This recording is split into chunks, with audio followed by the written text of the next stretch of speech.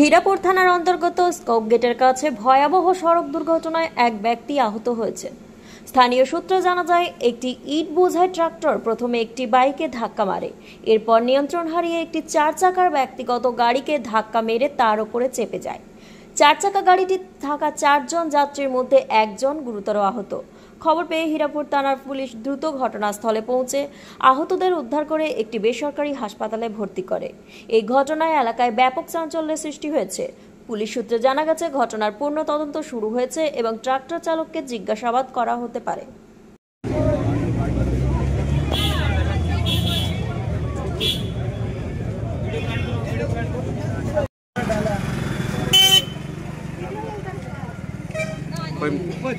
कोई मरा नहीं? कोई मरा नहीं है, सब ठीक ठाक है। बाइक वाला का टंगड़ी खत्म है। उसी का चक्कर में बोला ওই ট্রাক্টর আর 4 চাকার মধ্যে একটা অ্যাক্সিডেন্ট হয়েছে, যেখানে 4 চাকার মধ্যে ফ্যামিলি মেম্বার ছিল। ফ্যামিলি মেম্বাররা এখন সেফ আছে, একজন সিরিয়াসলি ইনজিওর্ড আছে। তার ট্রিটমেন্টের আমরা ব্যবস্থা করছি। প্রশাসন এসেছিলেন, স্থানীয় কাউন্সিলর এসেছিলেন, আমরা তাদের সহযোগিতা নিয়ে ওনার ট্রিটমেন্টের এখন চেষ্টা করছি। আশা করি ট্রিটমেন্টটা বেস্ট হবে। আমরা ভগবানের কাছে ভরসা রাখছি এবং প্রশাসন আমাদের সাথে আছেন এবং পরিবারের লোকজন আছেন। এই যে অ্যাক্সিডেন্টের 4 চাকার মধ্যেও ছিল, আবার যেটা শোনা যাচ্ছে যে বাইকের মধ্যেও নাকি আরো দুজনকে মেরেছে। বাইকে ছিলেন। এখন আমরা দেখুন, আমরা এসছি, তখন আমরা 4 চাকার ব্যাপারটা বেশি যে সিরিয়াস আছেন তার নিয়ে জানি। বাইক হালকা চোট লেগেছে, এখন উনি ঠিক আছেন। অনেকটাই ইট বোঝাই করে নিয়ে আসছিল, এই দিক থেকে আসছিল, আসানসোলের এই দিক থেকে আসছিল। প্রথমে একটা মোটর বাইককে ধাক্কা মারে, তারপরে সেটা আবার দিশাহারা হয়ে গিয়ে একটা 4 চাকাকে ধাক্কা মেরেছে।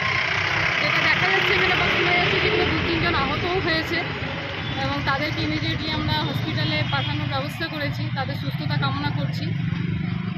এটাই হয়েছে, এই জন্য নতুন রোডও হচ্ছে, তার মাঝখানে পাশ দিয়ে এই ব্যারিকেডের এই পাশে এই অঘটনটা ঘটেছে। দিদি এত ব্যস্ততম একটা রোড, সেখানে দিনের বেলা ইট বোঝাই ট্রাক্টর কে অনুমতি দিচ্ছে চলার?